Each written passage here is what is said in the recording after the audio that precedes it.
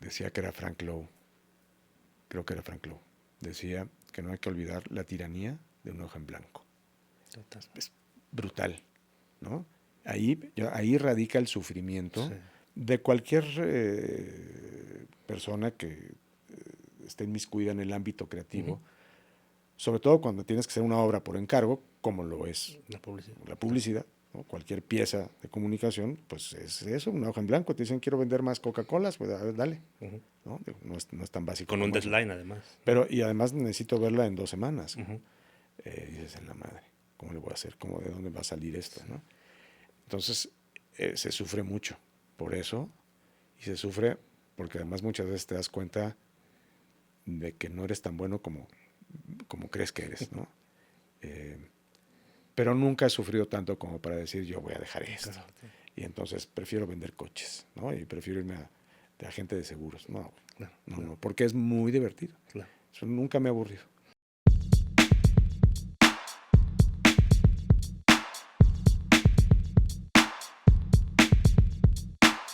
Querido Horacio Navarro,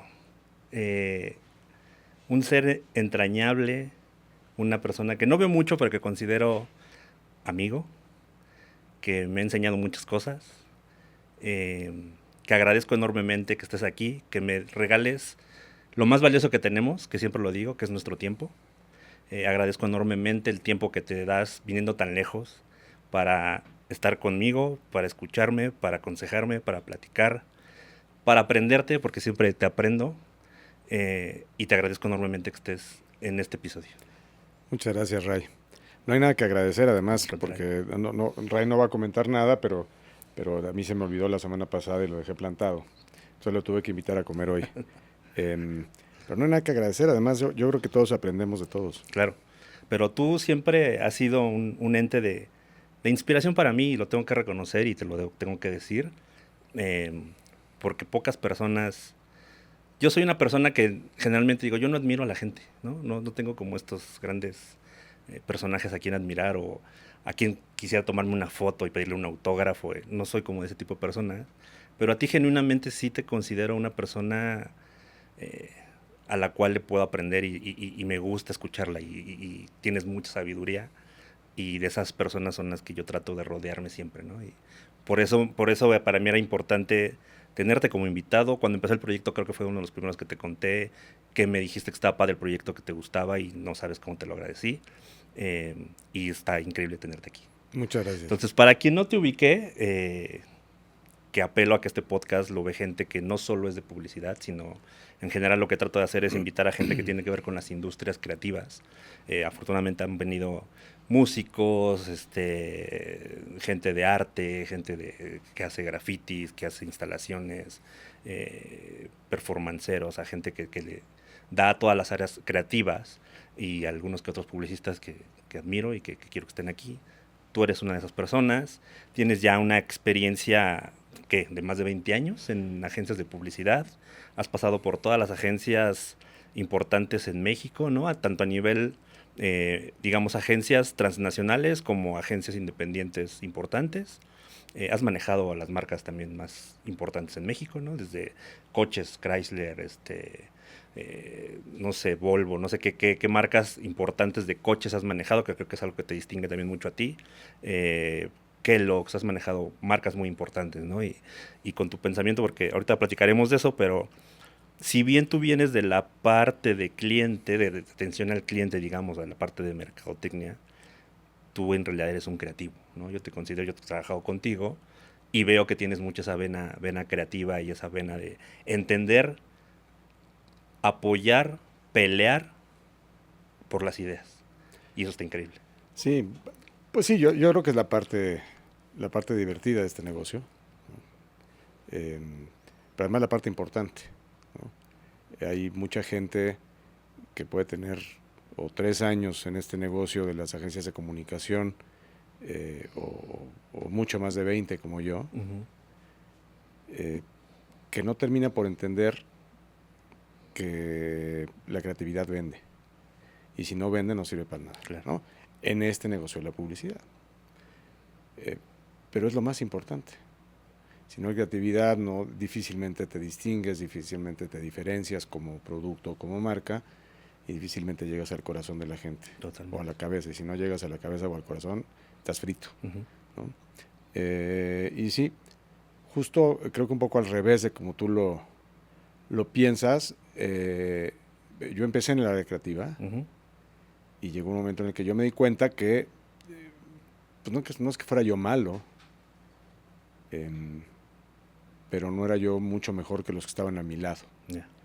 Y tuve por ahí una oportunidad, conseguí una beca y me mandaron a Estados Unidos a hacer una maestría, y por error acabé en el área de servicio a clientes, ¿no? En el área de como los publicistas, sobre todo los de antaño, hablamos muchas cosas en inglés, entonces en el área de account management. Claro.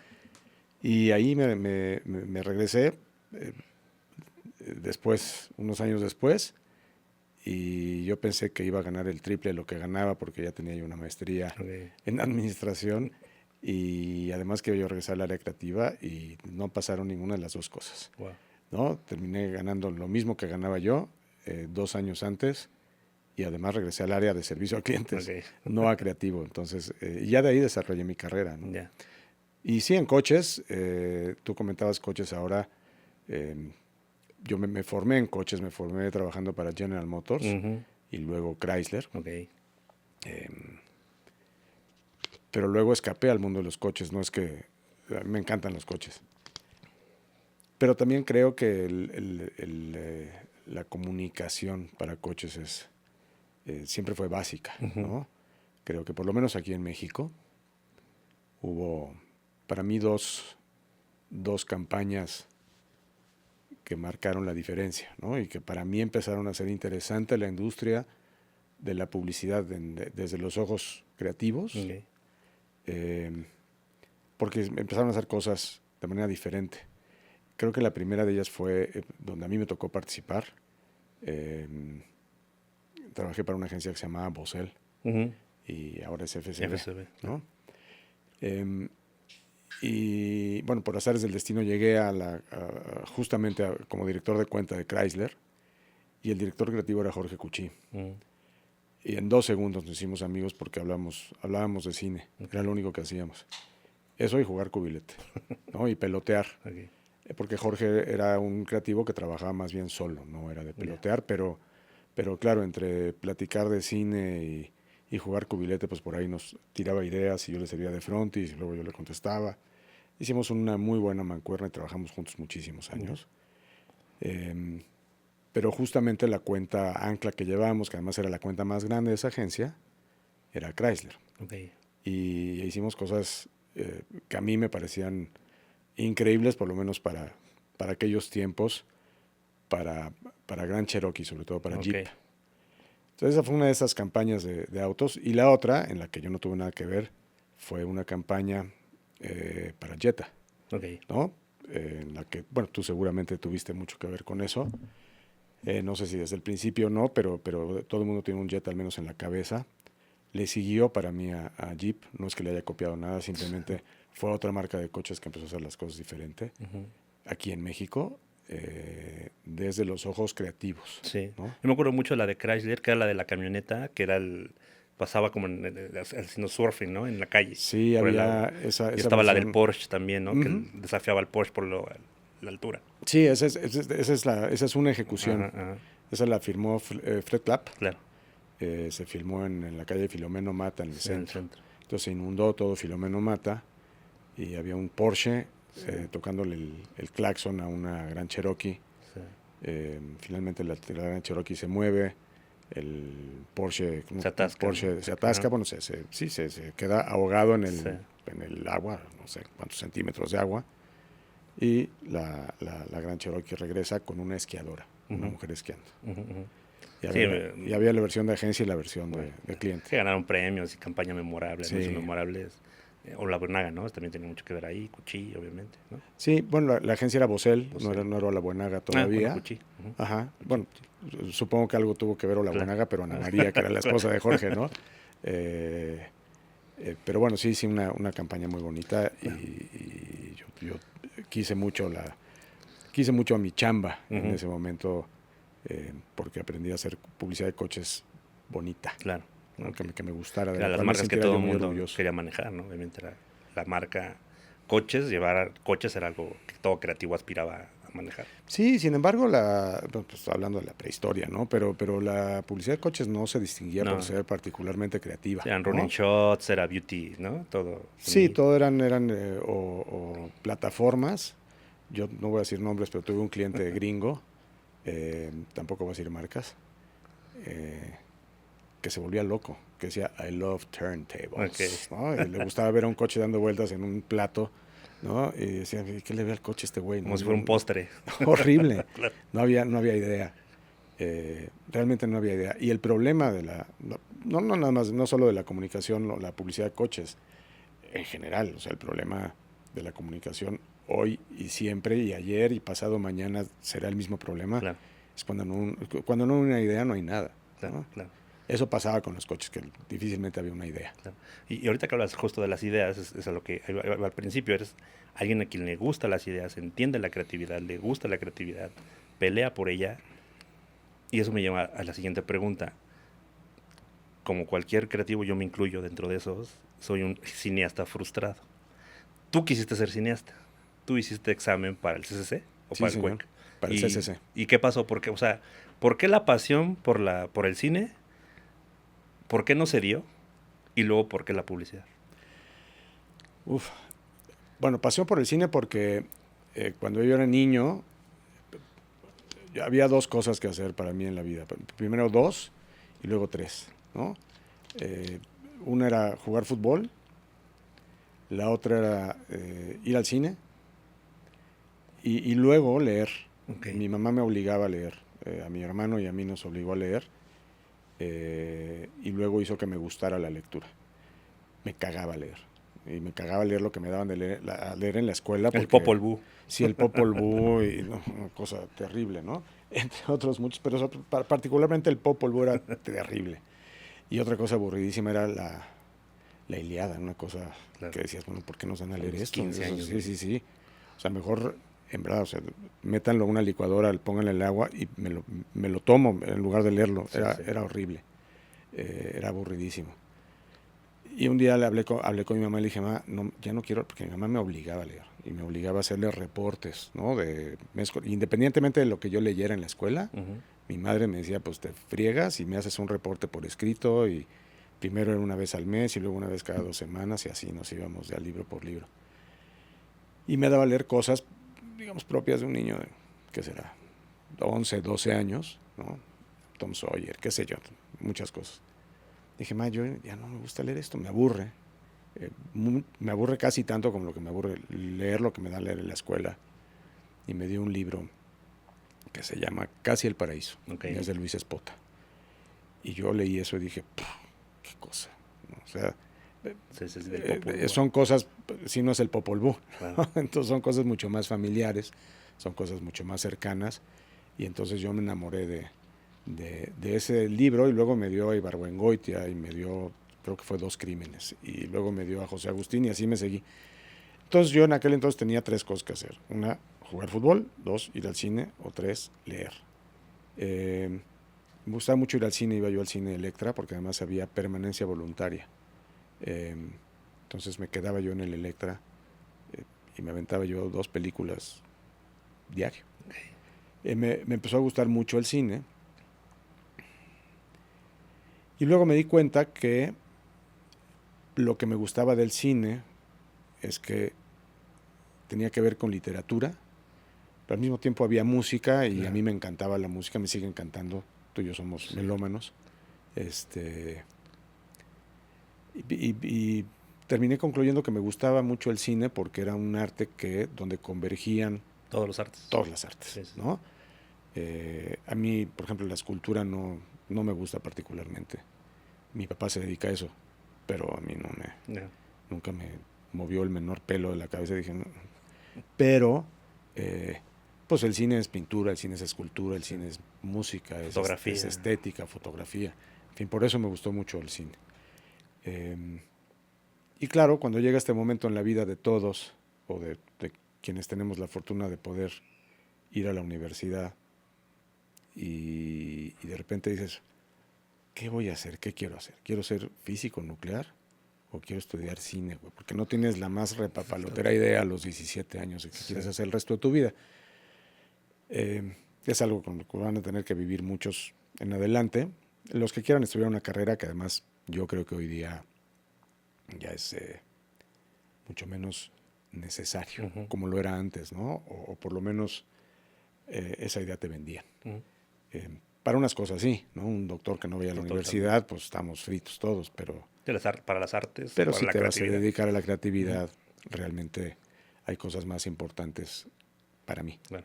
que ir a la universidad, o igual de importantes que ir a la universidad. Leer, ver cine, Sí. escuchar música, ¿no? Pero bueno, entonces yo dije, pues yo voy a estudiar cine. Yo quiero estudiar cine. Y ya había yo tomado cursos en la Casa del Lago, me acuerdo muy bien, cuando tenía yo como 15 años. Okay. Me iba yo a la Casa del Lago, ahí en el lago Chapultepec. Tomé algunos otros cursos en una... hubo un escritor, ya murió, que se llama Germán Dehesa, que luego también fue periodista y publicaba en Reforma, todos los días La Gaceta del Ángel, creo que se llamaba. Y Germán tenía un bar, que bueno, de noche era bar y de día era escuela. Entonces iban las señoras digamos que no tenían mayor cosa que hacer, a tomar cursos de literatura o de cine. Okay. Y yo me metí a ese curso, o a esos cursos. Tenía un lugar que se llamaba El Unicornio. Okay. Así se llamaba. Estaba en por Miguel Ángel de Quevedo, en el sur de la Ciudad de México.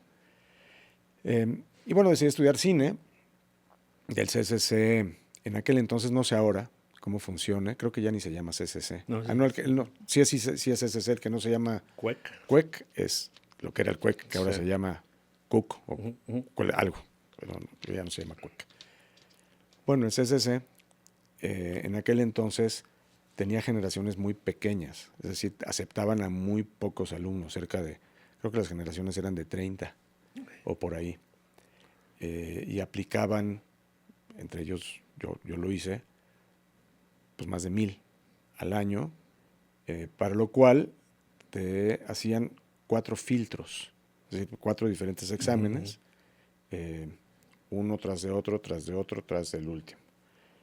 Y si no mal recuerdo eran historia del arte, literatura, no me acuerdo cuál otro, y foto fija. Y yo llegué hasta el último, que a mí me tocó, luego no sé si cambiaron el orden o no, pero a mí me tocó el de foto fija, y el de foto fija ya no lo pasé. No es que lo haya yo reprobado, simplemente no quedé dentro de los primeros 30 de entre 1000, me ha de haber quedado en el lugar 100, te cuenta. Y entonces me dijeron, mira, yo creo que si vienes dentro de un año puedes entrar fácil, ¿no? Y les dije, no, yo no voy a esperar un año más, yo quiero salir de este trámite que es la escuela, vámonos, ¿no? Y entonces, con toda mi frustración, decidí que si no podía yo hacer peliculotas, entonces quería yo hacer peliculitas. Okay. Y mi padre en aquel entonces estaba en publicidad. Entonces ya sabía yo lo que era estar por lo menos como visitante, pues, lo que era estar en un foro. Y esto me gustaban las luces, me gustaba todo el tema, me gustaba mucho el tema de producción, me gustaba cine, por supuesto. Y entonces decía, bueno, pues le voy a entrar por ahí, ¿no? Y así fue. Entonces me metí a estudiar a la Ibero, y así fue como terminé siendo un cineasta frustrado igual que tú. ¿Y cómo entraste a la publicidad? ¿Qué te llevó a la publicidad? A la publicidad me llevaron 2 cosas. Por un lado, mi primer trabajo fue muy joven, yo tendría 16 años, y tengo una prima, y esta prima mía era novia de un locutor de una estación de radio que se llamaba, creo que era el director artístico, de hecho, de las 2 estaciones que tenía Radio Fórmula en FM. Una se llamaba Cosmo Estéreo 103 y la otra se llamaba Jazz FM. Claro. Y a mí me encantaba la música. Y en aquel entonces, voy a hacer un punto, pues estoy yendo hacia atrás porque fue mi primer contacto o mi segundo contacto con la publicidad, por lo menos desde otro lado. Eh, en aquel entonces, sí, a mí me encantaba sigue encantando la música, ¿no?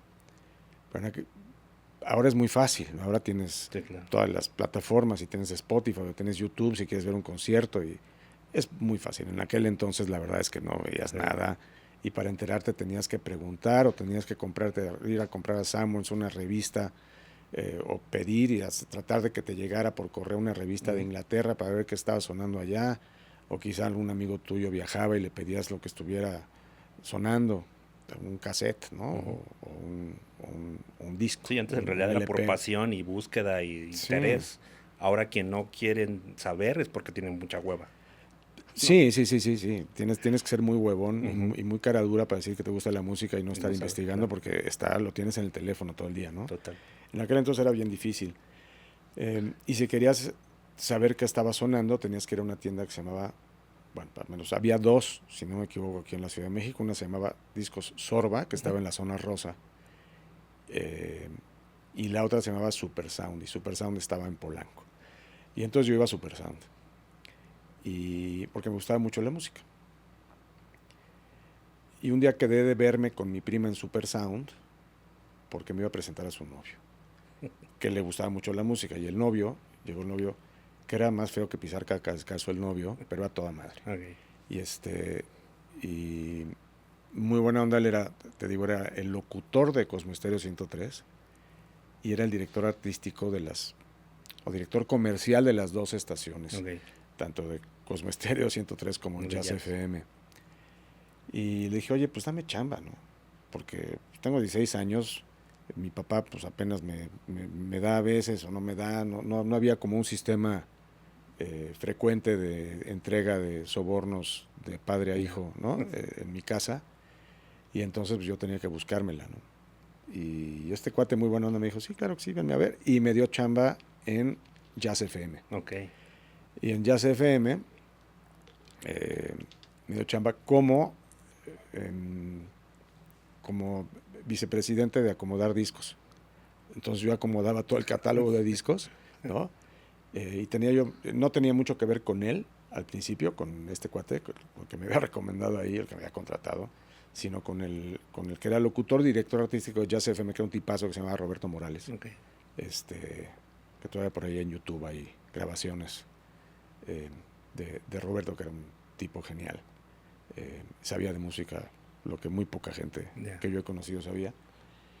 Y entonces, pues yo estaba feliz en esa chamba porque trabajaba yo en las tardes. El único riesgo con esa chamba era que yo tenía que salir de ahí a las 12 de la noche y luego no alcanzaba yo a llegar al metro porque a las Las 12 de dos la cerradas. noche cerraba. Y pues más de una vez me tuve que quedar a dormir ahí Bueno. en la Torre Latinoamericana, en el piso 40 o 41 de la Torre Latino. Pero pues yo estaba feliz. Y luego empecé yo a ver cómo se llevaba a cabo la parte comercial de las estaciones de radio con quien a mí me había recomendado. Y entonces, digamos que ahí tuvo una entrada a la publicidad porque este cuate tenía relación con agencias, Ok. bueno, agencias de publicidad, que en aquel entonces las agencias creativas o Ujú. agencias de publicidad, como se conocían. Entonces, y las agencias de medios o las centrales de medios eran una sola cosa, Ya. ¿no? Ujú. O sea, por ponerte un ejemplo, hay una central de medios, que es la más grande que hay en México, si no me equivoco, se llama Starcom. Y Starcom empezó siendo el área de medios de Leo Burnett hace 1000 años. Entonces, eh, todo era una sola cosa. Y entonces ahí empecé a tener contacto con agencias de publicidad porque me llevaba, no porque yo le hiciera falta para vender, simplemente, seguramente él sabía que se iba a emborrachar con sus clientes, él les iba a vender Ok. el medio, la radio, Ujú. y entonces pues yo era su chofer. Ya. Entonces, pero como estaba yo güerón y tal, pues me bajaba yo con él y me echaba tragos ahí Ya. a los 16 años con los ejecutivos de medios, Wow. ¿no? Y alguno que otro cliente, supongo, no lo sé. Entonces tuve esa entrada a la publicidad, me pareció divertidísimo, porque decía, pues esta se la pasan borrachos, esta está toda mal. Toda mal. Claro. Y la otra fue, porque mi padre trabajó en dos agencias de publicidad. La última de ellas me parece que fue Proesa cuando empezó Proesa. Pero también mi papá fue director general de lo que ahora es la AVE, Ujú. que antes era la AMAP, Ujú. y de lo que ahora es el Consejo de la Comunicación, antes era el Consejo Nacional de la Publicidad.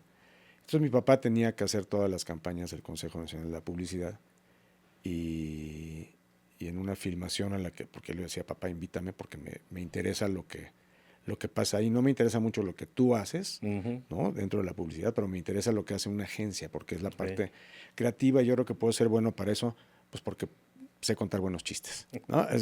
Mi cabeza era... Y todavía el stand-up no está de moda. Y no, hombre, no estaba de moda. Y así fue como yo vi por primera vez cómo se presentaba una campaña y tal, y me tocó ver Ana María o La Buenaja presentando una campaña. No, estoy mintiendo, perdón. De hecho, la primera campaña que yo vi que me encantó, que dije, ¿qué es esto que estoy viendo? Fue una campaña de Ana María de un coche de Chrysler que se llamaba Phantom. Y era un comercial con un hechicero. Y la voz era de Claudio Brook. Me acuerdo ser Ana María, que además si le preguntas hoy a Ana María, lo recordará bien ella. Yo un día trabajando para ella y trabajando con ella era mi jefe, le dije, Ana, te puedo platicar lo que tú no sabes. Yo decidí que una de las opciones que tendría yo para estudiar sería publicidad, porque vi el lanzamiento de Phantom que hiciste en 1980 y poquitos, no recuerdo qué año era. Y estaba yo justamente en esa época de entrar a la universidad, ¿no? Y le dije, es este comercial, Ana. Y entonces le recito yo el poema que había escrito Ana de Caballeros de la Noche, Tomás del Sable, no me acuerdo cómo era. Y Ana me dice, qué bueno que te gusta, a mí me caga. Pero bueno, yo dije, yo quiero hacer esto. Claro. Y entonces siempre tuve como debilidad por ese comercial y por quien hubiera escrito ese comercial, que en ese momento yo no sabía que era Ana María, que creo que fue el primer comercial que ella escribió, pero no me hagas mucho caso, no estoy muy seguro. Y también por esa marca. Entonces yo dije, yo quiero trabajar algún día para esta marca y terminé trabajando para esa marca pues varios años, como 6 años. Y llegué a publicidad porque finalmente una amiga, la hija de un amigo de mi papá, me recomendó el McCann Erickson. Y yo no sé qué palancas podía activar esta persona, pero llegué a McCann muy joven, de 18 años. Wow. O sea, estaba por acabar el segundo semestre en la universidad, cuando entré a McCann Erickson. Yo creo que soy de las únicas personas en activo, probablemente sea yo el único que sigue muy directamente involucrado con la comunicación, que ha ocupado las 3 oficinas que ha tenido McCann Erickson aquí en México. Wow. Primero en la avenida Chapultepec. Sí. Yo entré a McCann Erickson el 9 de enero de 85 y luego tembló. No, fue el gran terremoto del 85, ¿no? Del 19 de septiembre, pero del 85. Y entonces el edificio de McCann quedó sentidísimo y terminó moviéndose McCann a la esquina de Sevilla y Londres, y ya luego las oficinas que tiene en Lomas Altas, en la Ciudad de México. Y yo ocupé los 3 edificios. Y ya luego sobreviví a McCann Erickson, me di cuenta de que se podía hacer mejor creatividad de la que se hacía ahí dentro, y me fui a Bosel. Mi primer entrevista en una agencia fue en McCann, ahí en Palo Alto. En Palo Santo. Con el Huevo. Ah, bueno, el Huevo era un tipazo. Yo fui porque Fernanda Tapia, que en esa época era la voz institucional de Palacio de Hierro, me dijo, pues tú quieres estudiar, quieres ver qué onda con publicidad, ve con este güey, llévatelo. Y ya le enseñé, no tenía nada de book, no sabía ni qué era un book. Y el Huevo me dijo, está bien, tienes muchas ganas, pero regrésate en unos 2 años, güey. Pero ese fue mi primer acercamiento con la publicidad. Sí, un tipazo el Huevo. Sí. Pero el Huevo y su alter ego también, ¿no? Sí. Era un gran músico, además. No lo conocí tanto. No fui a la entrevista y hasta ahí. Busca, al rato te voy a mandar cosas. Vale. Porque fue de los precursores de la música electrónica en México. El Huevo y su hermano. ¿No? Yeah. Pero él tenía un alter ego. Y entonces hacía raves clandestinísimos. Él hubiera llegado por ahí, por eso no me quedé. Seguro. Oye, ahorita platicabas de Ana María y como estos entes de inspiración, ¿no? Que son los que dices, güey, por poquito tu inspiración fue que me dediqué a esto. Ujú. Y también hablando de eso en las películas sucede, ¿no? Hay películas que te inspiran, hay películas que te provocan. ¿Recuerdas alguna película que te haya cambiado tu setting? Sí, varias. Em, pero muchos se reirían. Mira, a mí una película que me encanta, por ejemplo, es de Kubrick. Entonces todo el mundo dice, no, bueno, Odisea. No, no, se llama Barry Más Lyndon. lindo. Claro. Me encanta Barry Lyndon. Em, y varias, mucho más para acá, digamos. Pero está todo el mundo le gusta. O sea, no estoy diciendo nada nuevo ni estoy descubriendo el agua caliente, pero se llama, en español se llamó Sueños de Fuga, en Ujú, inglés es The Shawshank Redemption, ujú. Morgan Freeman. con Morgan Freeman. Eh, ¿Y qué te cambió? ¿Qué viste ahí que dijiste, güey? Me cambió el mindset ahí. Creo que nunca una película me había hecho sentir eso. Ok. O sea, hay una escena en The Shawshank Redemption. eh, si no la han visto, véanla, ¿no? Sobre todo la gente mucho más joven que yo, que será mucha aquí. Eh, pero hay una escena, la recordarás, que es donde este tipo se escapa. Ya la escuché, El pero ya spoiler, no la nada, pero vean. a quien no la haya visto es... Ya spoileré, sí. Eh, pero bueno, además es narrado por Morgan Freeman, que Ujú. es una voz que, bueno, pues es Hasta de el las día de mejores hoy voces que ha sigue, habido en la claro. historia, ¿no? Eh, y que narra, dice, entonces después de atravesar por 3 millas de mierda, ¿no? Porque se escapa a través de las Ujú, ujú, cloacas, ujú. este tipo sale, ¿no? Y hay una escena, me acuerdo perfectamente, que la cámara tiene un emplazamiento eh, eh, muy de Wells, ¿no? Que es una contrapicada. Ujú. Me parece que es contrapicada, no me acuerdo, desde arriba no me acuerdo la verdad.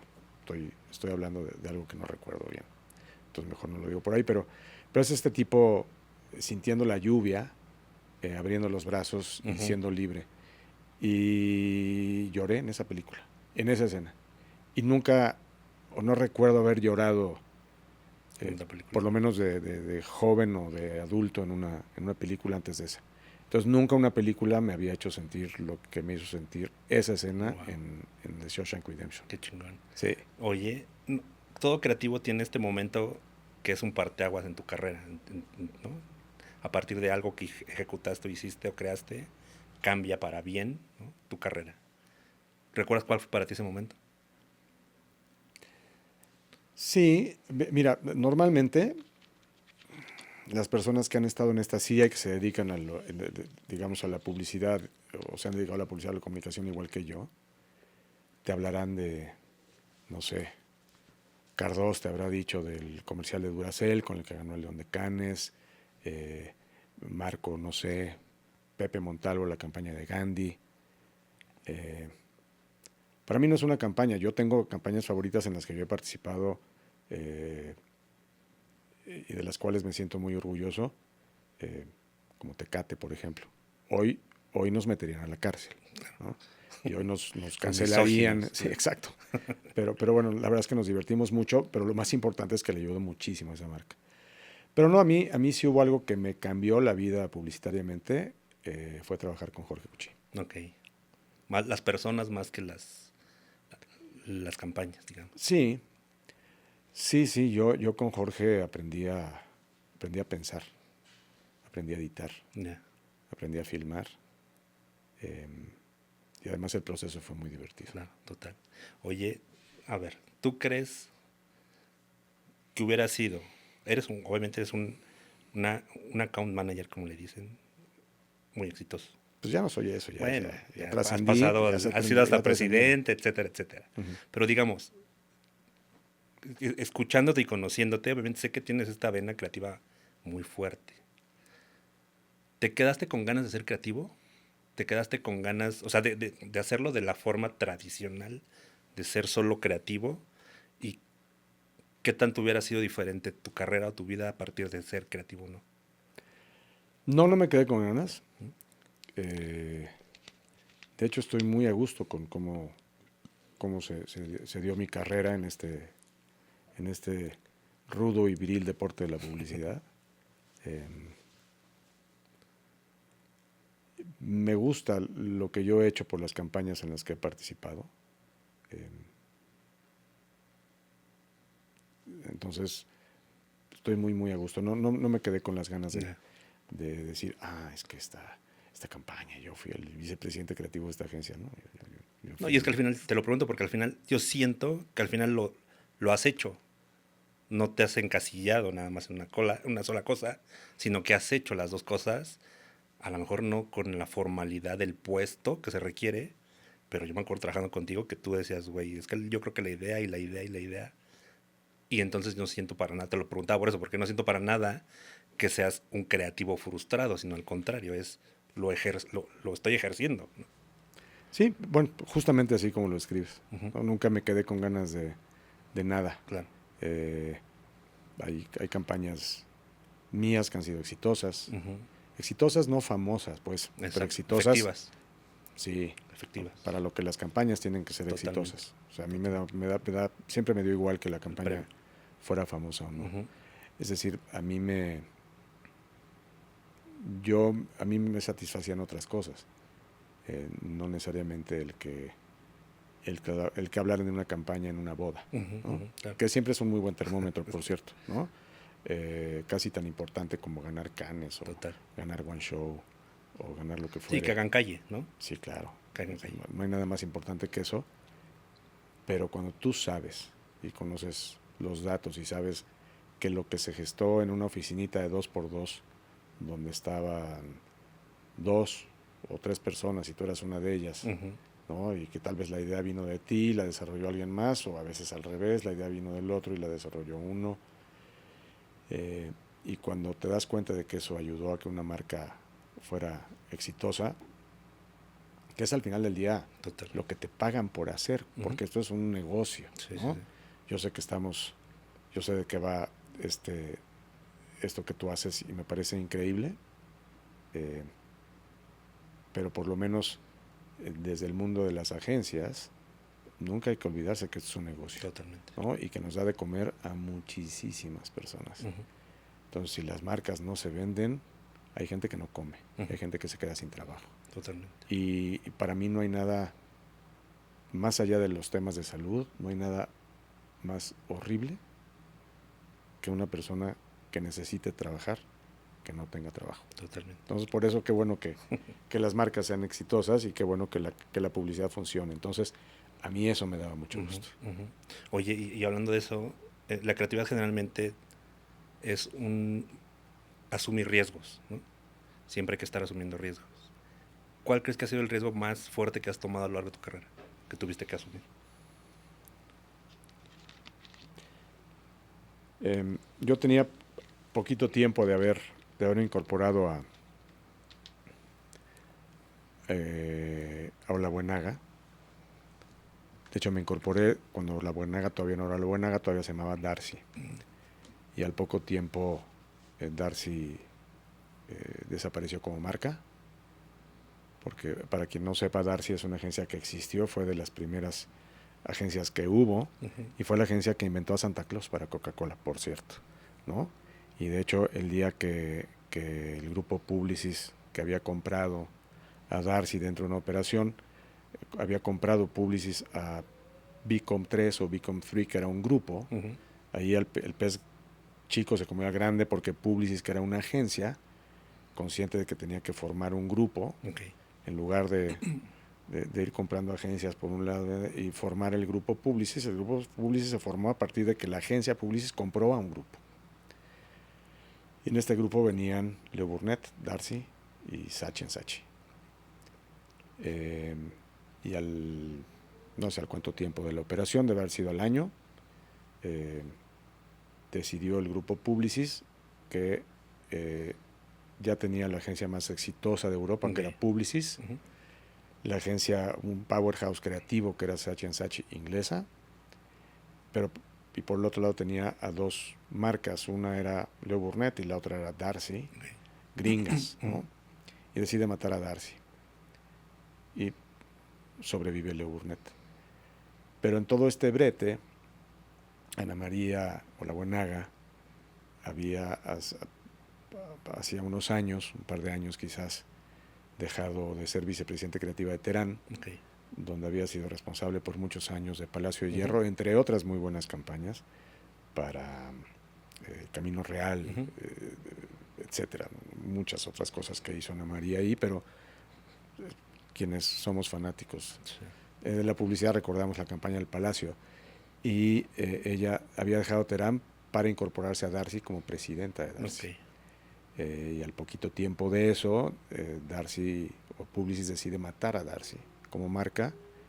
Y entonces Ana María decide, en una historia mucho más larga que te tendría que contar ella, que va a fundar su agencia en sociedad con el grupo Publicis. Okay. Y entonces surge Olabuenaga.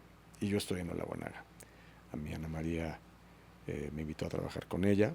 Jorge lo hizo, de hecho, Jorge su esposo, con quien yo había trabajado muchos años antes. Y yo venía de una agencia que ahora se llama Mullen Low. En aquel entonces era Low Lintas o Slow Lentas, como quieras. Y a mí me habían contratado en esa agencia para encabezar los esfuerzos para manejar cerveza Sol y cerveza Indio, y junto con Camel. Entonces me tocó el relanzamiento de Camel en México, con aquellas carteleras del camello y tal, que es una campaña de Ricardo Molina, con quien sigo siendo muy, muy cercano. Pero particularmente, digamos, mi cuenta ancla era Cerveza Sol para México, Estados Unidos y Canadá. Okay. Y a mí me parecía una gran idea porque, pues, ahora yo iba a tener a gringos y canadienses reportándome a mí. Dije, está sensacional, ¿no? Vamos, la venganza de Moctezuma. Y entonces de ahí me empecé a relacionar con Cervecería Cuauhtémoc Moctezuma, que luego a la postre se convertiría en Heineken. Pero digamos que la marca que más estaban apoyando en ese momento era Sol, pero a los 2 años cambiaron de idea y decidieron que la marca a la que iban a apoyar para que se vendiera a nivel nacional, digamos como face to face contra Corona, era Tecate. Y yo me acababa de mover de agencia, de esa agencia de Low, de Low Lintas, a Olabuenaga. Y los que eran mis clientes en Cervecería Cuauhtémoc me hablaron y me dijeron, ¿y quieres pichar por Tecate? Les dije, pero por supuesto que sí. Y pichamos por Tecate. Y lo más arriesgado que me tocado hacer, creo yo, a lo largo de todos estos años, fue que nosotros necesitábamos esa cuenta porque era una agencia en ciernes, ¿no? con cuentas importantes que ya había ganado Ana María desde que esa agencia venía siendo Darcy. Pero nos llega Tecate. Y yo dije, puta, esto es una marca de cerveza que es divertidísima, es una categoría sensacional y una marca enorme, que pagaba mucho dinero. Y entonces dije, tenemos que ganar esto. Y a nosotros nos dan el brief y llegamos a la conclusión, no voy a dar detalles porque si no se va a dormir todo el mundo, pero llegamos a la conclusión de que lo que era responsable presentar era una cosa que no tenía que ver con ese brief. Entonces les cambiamos el brief porque no estábamos de acuerdo con un tema y lo que presentamos para ganar esa cuenta fue basado en un brief que nosotros cambiamos. Entonces llegamos a presentar el día del pitch y les dijimos, bueno, tenemos una noticia, cambiamos el brief. Afortunadamente ellos se dieron cuenta de que teníamos razón. El cliente en ese momento, el director de la marca era Miguel Mendoza, que ahora es socio de Rock Agency. Yo antes tenía otro nombre. Y ganamos la cuenta, a pesar de haber cambiado el brief. Entonces eso fue arriesgadísimo. Habrá quien te diga que atravesó el Congo belga y tal, pero para mí fue como atravesar el Congo belga encuerado. Claro. Sí, pues fue un gran riesgo de vamos a cambiar totalmente el brief, algo que no se espera el cliente y asumir ese riesgo, ¿no? Y es penadísimo, ¿no? Claro. O sea, normalmente totalmente, pues es como untarle pica pica en la cara a alguien responsable de una marca, decirle, mira, lo que hiciste es una pendejada, pero yo que soy más inteligente que tú, me di cuenta y afortunadamente, agradéceme, lo cambié. Sí, porque pueden ver Ajá. el lado negativo de me estás evidenciando que no hice bien mi Sí. chamba, ¿no? Sí, Y sí, no, sí, no, sí. no es bien visto. Pues no. Oye, y en todo este tiempo que llevas de carrera, obviamente tienes un montón de aprendizaje, has pasado por muchas. Aún así, ¿cuál hubiera sido el consejo que te hubiera gustado saber al inicio de tu carrera que te hubiera ayudado un montón?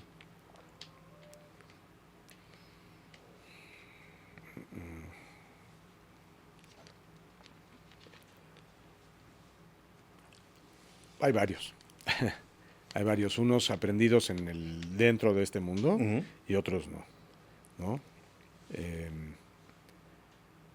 pero, por ejemplo, mi abuelo decía, yo, como muchos, que teníamos claro que no queríamos estudiar matemáticas, ni física, ni química, ni nada. Entonces, la filosofía pasó por mi cabeza en algún momento. Okay. Y un día platicando con mi abuelo me dijo, oye, ¿y tú cuando seas grande qué vas a estudiar? Le dije, yo quiero estudiar filosofía. Y mi abuelo, que era bailarín profesional, era director de la Academia de Danza de Bellas Artes, ya no en ese momento, pero lo había sido. Pero yo creo que no acabó ni la secundaria, Okay. ¿no? Nada más bailaba muy bien.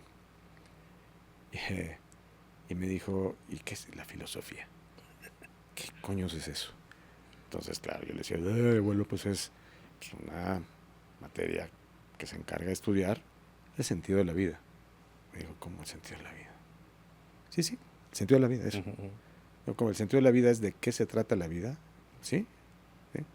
Dijo, mira, yo te voy a ahorrar 4 años. La vida se trata de no quedar como un pendejo. Wow. Este, y, y entonces ese es uno de los consejos Increíble. Que me dieron, pero sí me lo dieron a tiempo.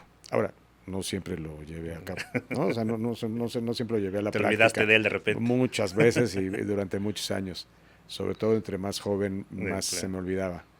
Eh, pero cosas tan sencillas como no enojarse. ¿No? Al principio de mi carrera, hablando de los temas creativos, es muy fácil y te ha tocado Apasionarte. en muchas ocasiones que te apasionas porque defiendes tu idea o simplemente le das argumentos a una persona que atentan contra la suya. Uh-huh. Y entonces, pues, digo, puede haber hasta golpes, ¿no? Uh-huh. A mí estuvieron a punto de correrme McCann Erickson porque le tiré 2 dientes a un director de arte, que por mí lo hubiera tirado 5, nada más que ya no me dio mi manita. Pero nunca más vuelvo a hacer eso. Y antes me enojaba mucho. Yeah. Le hacía mucho de pedo. Te apasionabas más. Sí. Que no es malo, Sí. pero hasta cierto nivel. No es malo hasta que, por lo menos en mi caso, no digo que así le pase a todos, pero yo sabía, yo me apasionaba hasta cierto nivel, hasta cierto punto, pero yo estaba consciente de que quería pasar ese punto. Okay. O sea, Yeah. ya era un exceso, ¿no? Era una provocación. Y no era por vanidad, era simplemente por payaso Sí, y sí, por sí. pedero, Sí.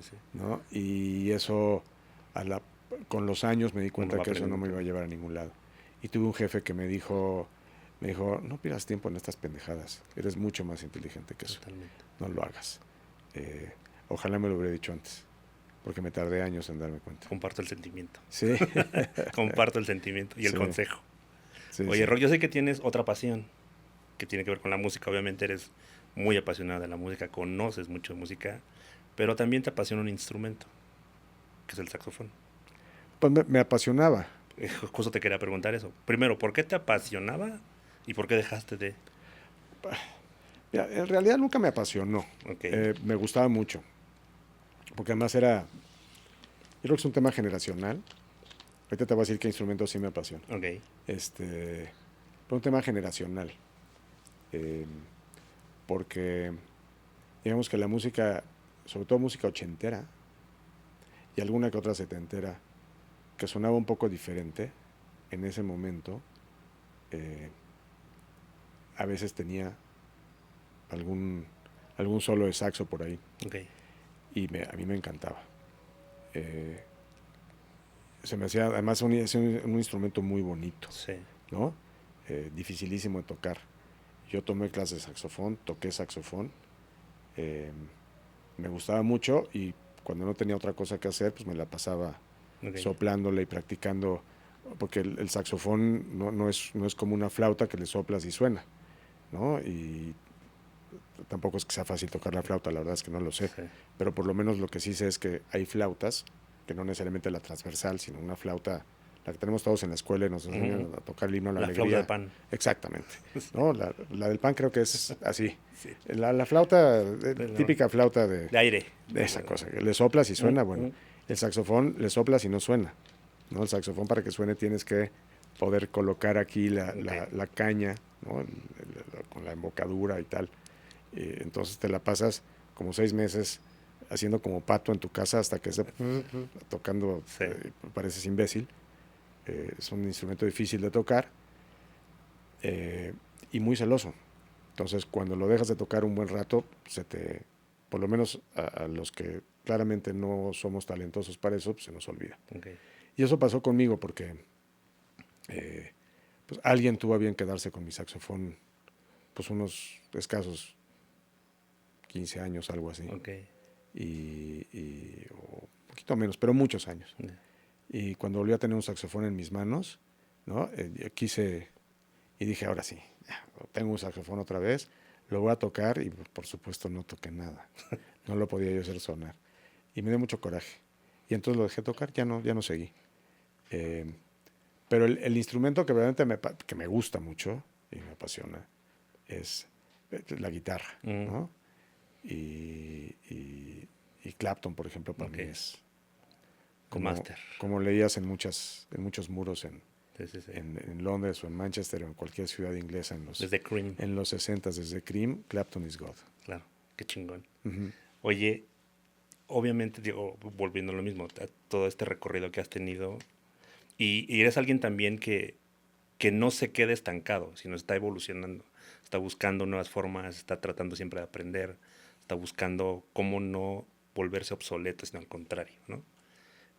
Al día de hoy, como ves la publicidad, ¿cuáles características consideras que debería tener un publicista para tener éxito en la actualidad? Yo creo que esas no cambian. Yo creo que son las mismas. Yo creo que tienes que ser muy curioso, tienes que ser muy observador. Quita los superlativos. Tienes que ser curioso, tienes que ser observador. Creo que tienes que tener buen gusto.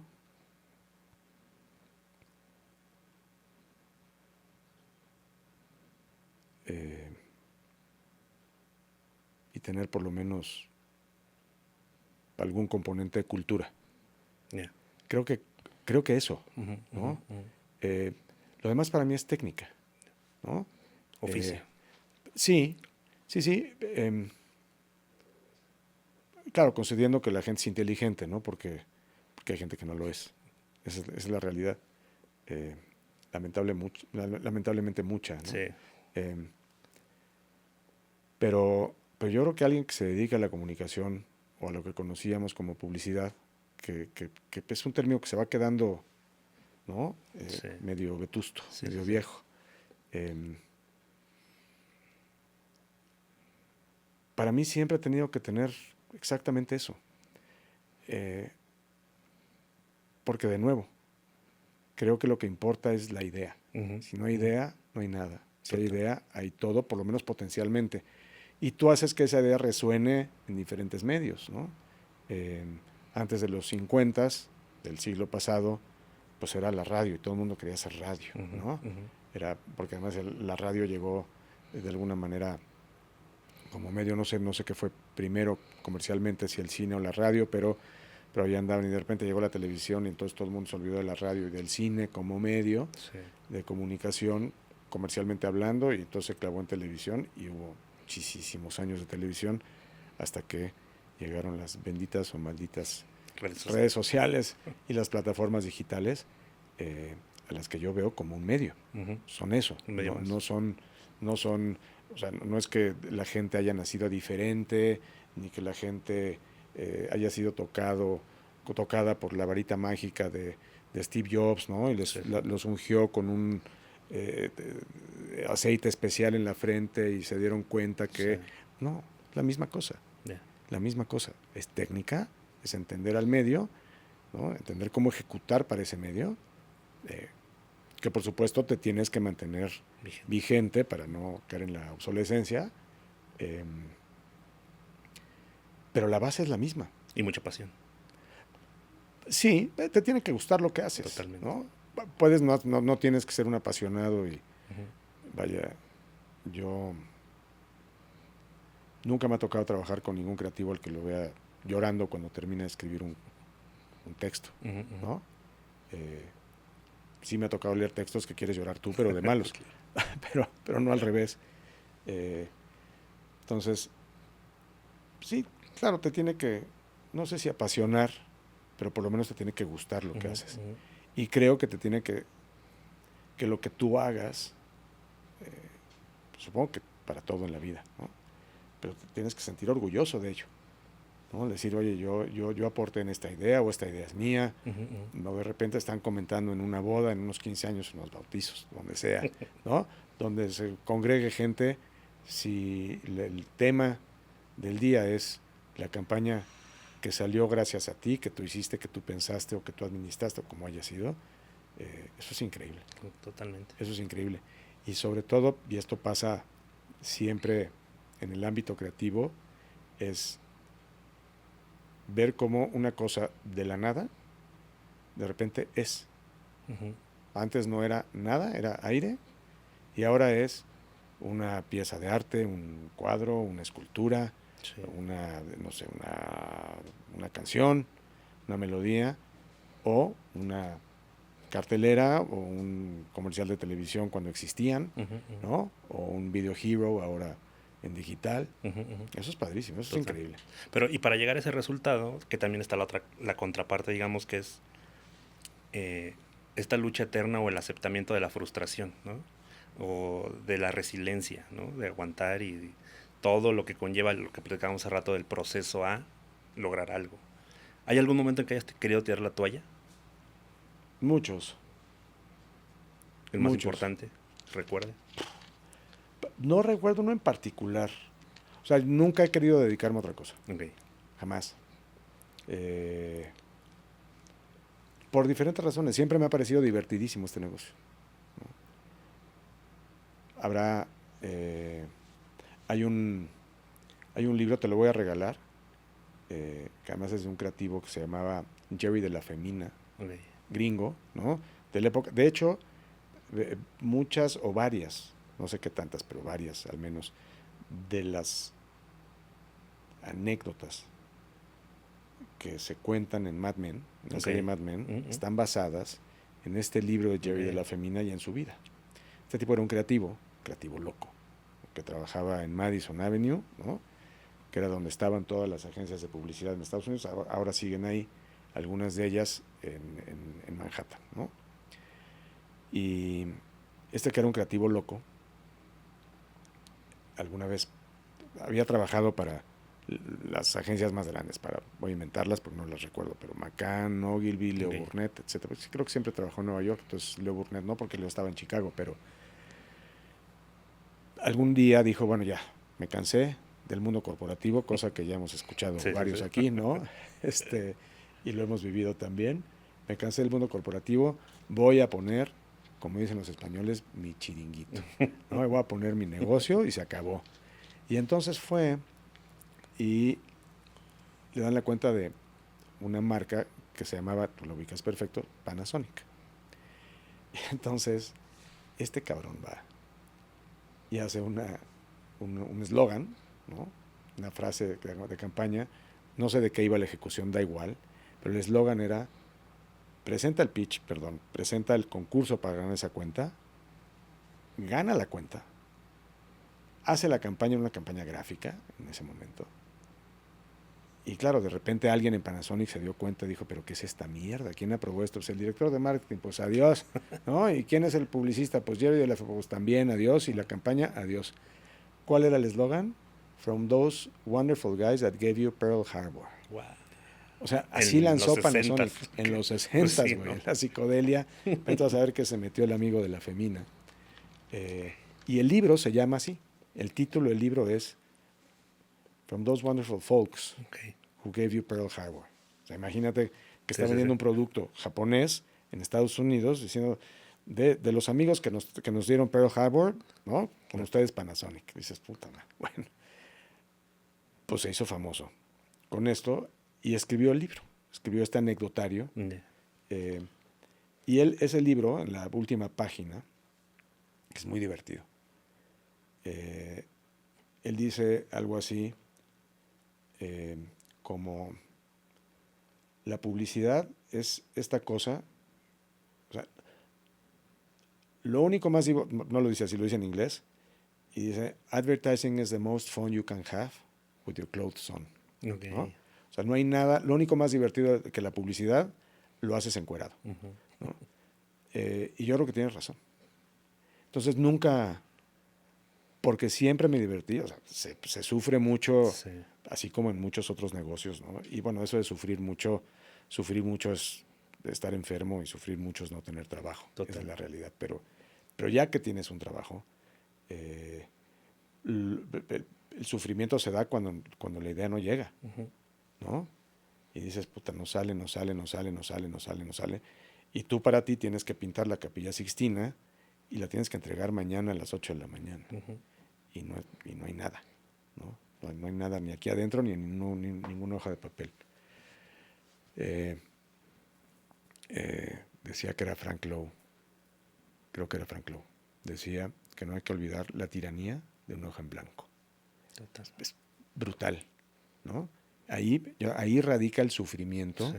de cualquier persona que esté inmiscuida en el ámbito creativo, sobre todo cuando tienes que hacer una obra por encargo, como lo es La publicidad. la publicidad, ¿no? Cualquier pieza de comunicación, pues es eso, una hoja en blanco. Te dicen, quiero vender más Coca-Colas, pues a ver, dale.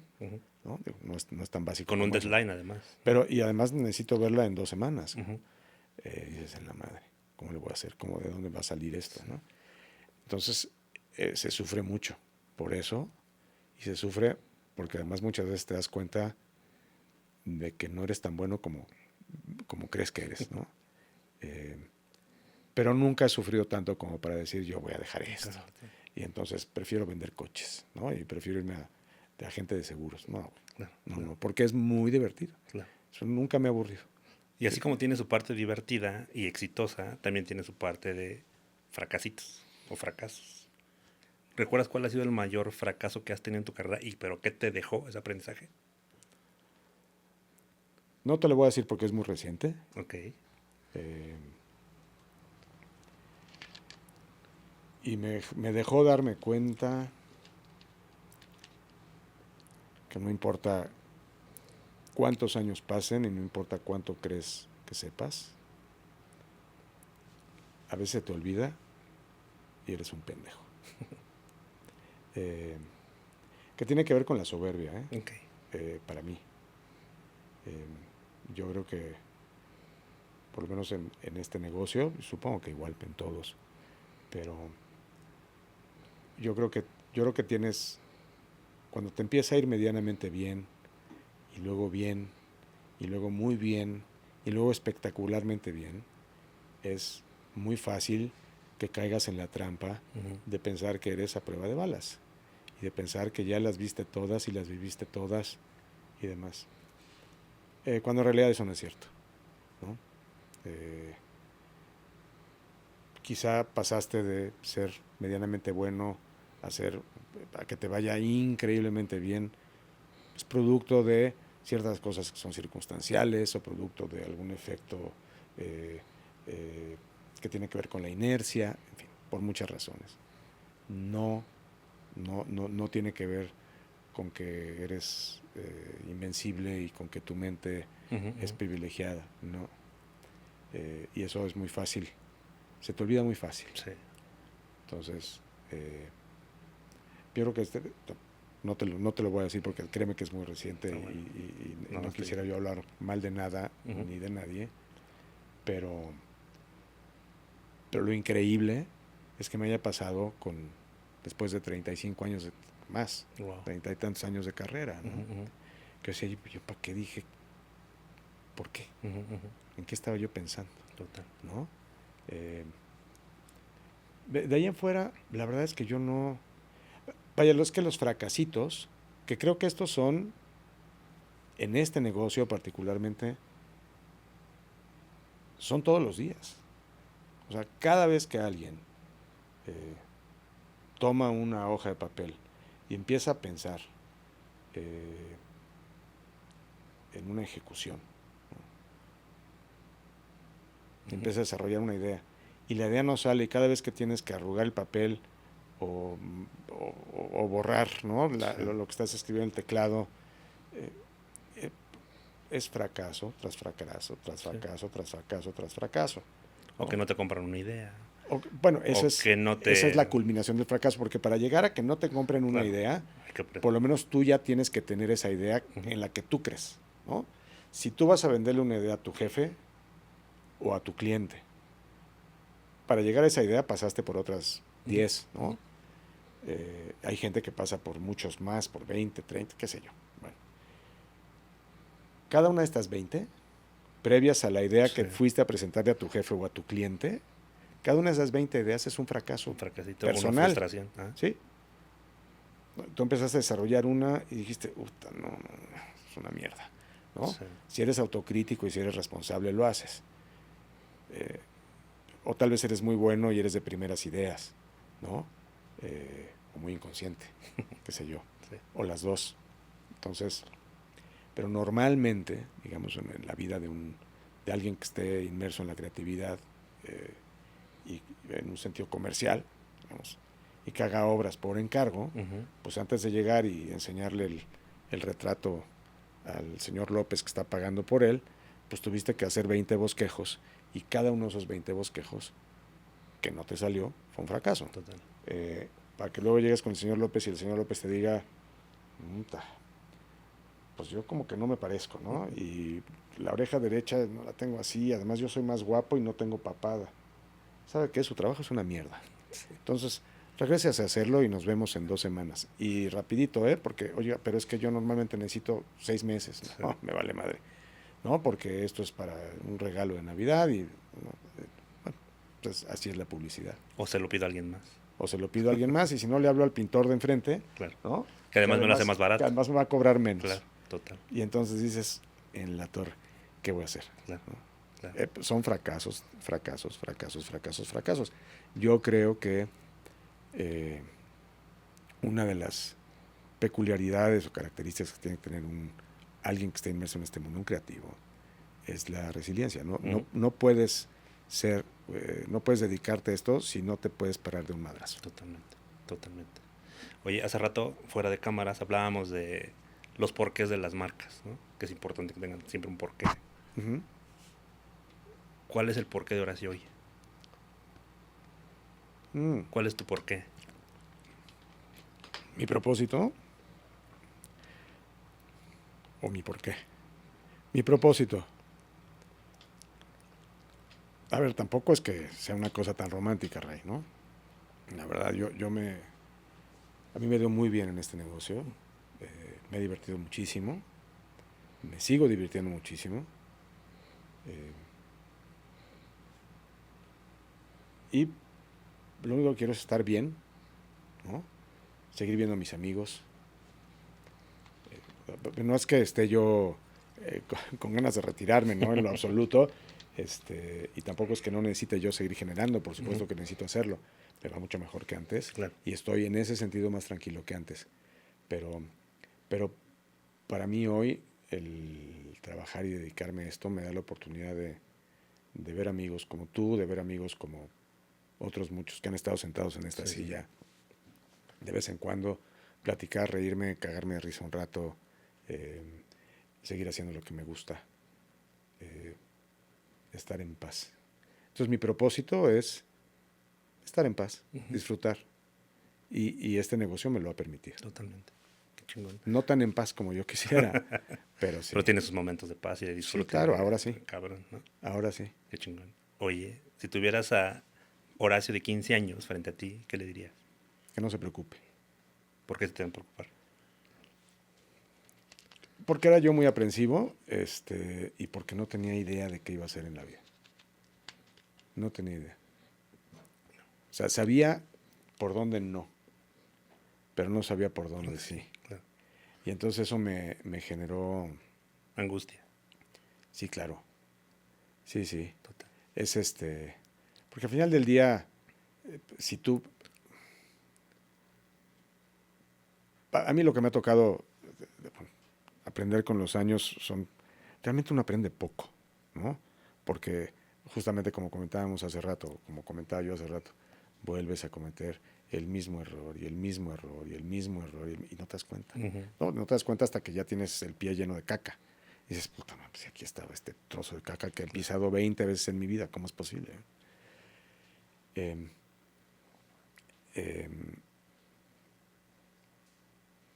y en ese sentido, el estar, o sea, yo creo que tienes que estar consciente de ello, de que te vas a equivocar muchas veces, pero te vas a equivocar muchas veces es en el futuro. Y el futuro normalmente te genera angustia. Uh-huh. O sea, vivir pensando en el pasado te genera depresión, Sí. ¿no? Extrañar cosas. Yo me acuerdo cuando era mejor, me acuerdo cuando no había celulares, era padrísimo porque te ibas a filmar una campaña 3 meses y tenías que filmar 20 coches y entonces no existías 3 meses Sí. y te perdías en la vida y ni quien te encontrara porque estás filmando o en el desierto de Nacosari en Sonora o en Mojave o en una selva en Costa Rica, dependiendo de dónde, Uh-huh. ¿no? Era padrísimo porque te perdías 3 meses y no había, el único cliente que había iba contigo, normalmente te llevabas muy bien con él, terminamos haciendo muy buenos amigos y te emborrachabas todas las noches, ¿no? Y te levantabas a tiempo para el llamado y trabajabas y así eran 3 meses.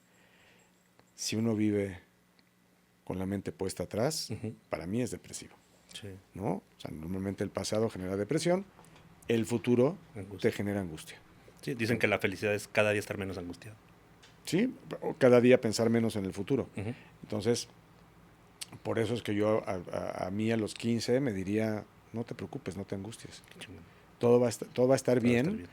Sí va a haber cosas que la vas a pasar Te tienes que medio chingar, mal, pero todo va a estar te bien. jodes, pero no pienses tanto en mañana, piensa en hoy. Claro. Y si tuvieras la oportunidad de decirle algo al Horacio de 80, ¿qué le dirías? Que no se preocupe. Lo mismo, exactamente lo mismo. Wow. Por otras razones, ¿no? Porque, mira, la vida, los hijos te cambian, ¿no? Yo tengo 2 hijos, tengo una hija de 20 y un hijo de 15. Mi hija de 20 estudia cine. Entonces ya para mí ahí hay una preocupación, porque digo, puta, ¿por qué no quiso ser abogada? ¿No? ¿Por qué no llegar y vete a vivir a un pueblo, ¿no? Aléjate de la violencia, aléjate de la inseguridad, aléjate de todo, vete a vivir a no sé dónde y llegas y abres la cortina así de tu changarro, te rentas ahí un changarro o en la cochera de tu casa y ponte a divorciar gente, Uh-huh. ¿no? Y ya. Y no, hay Pero pues trae la bronca. vena creativa del papá, entonces. Pues del papá, de mi papá, del abuelo, qué sé yo, de Total. otros lugares, pero o trae un poquito de mi cineasta frustrado también, Sí, ¿no? sí, sí. No lo sé. Eh, pero claro, eso para mí es una preocupación. Yeah. Y te empiezan a preocupar otras cosas, ¿no?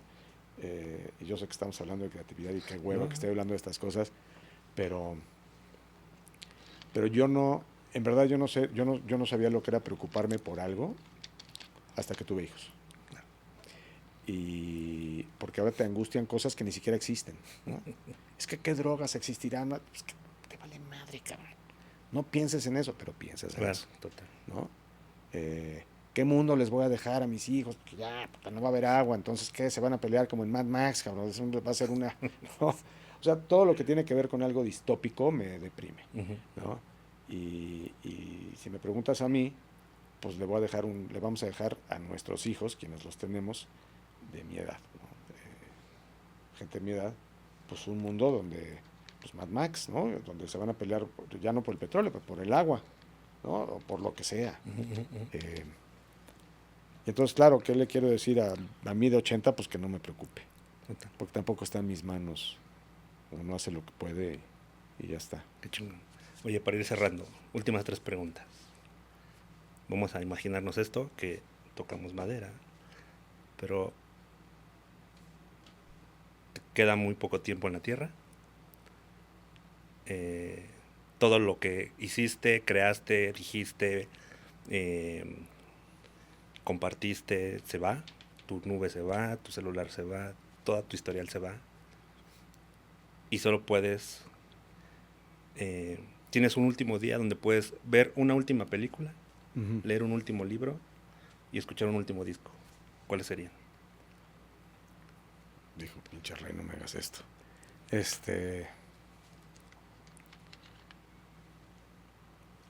A ver, leer un último libro. El Conde de Montecristo. Ese me gusta mucho. Siempre me ha gustado mucho. ¿Por qué? Porque para muchos habla de venganza, para mí habla de justicia. Okay. Me encanta. Era libro, ¿Disco? disco y película. Película. Sí, híjole. Disco.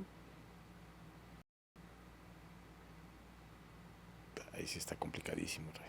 Necesito yo llevarme como 50, güey.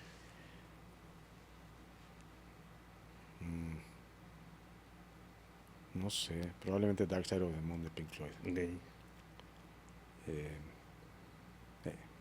Probablemente. Y película.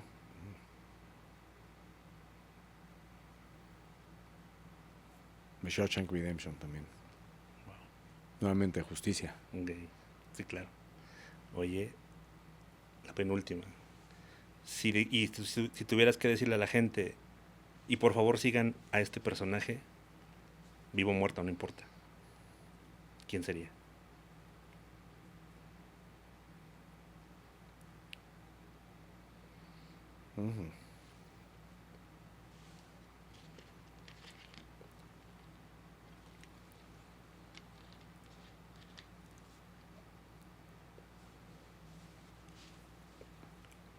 No lo sé.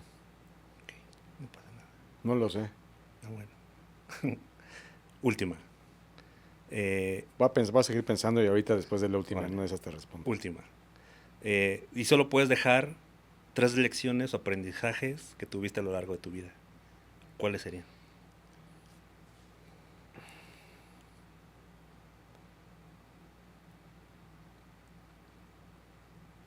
Haz el bien, procura hacer el bien. Es como cliché lo que voy a decir, ¿eh? ¿No? Diviértete lo más que puedas y no te la creas. No esperaba menos de rock.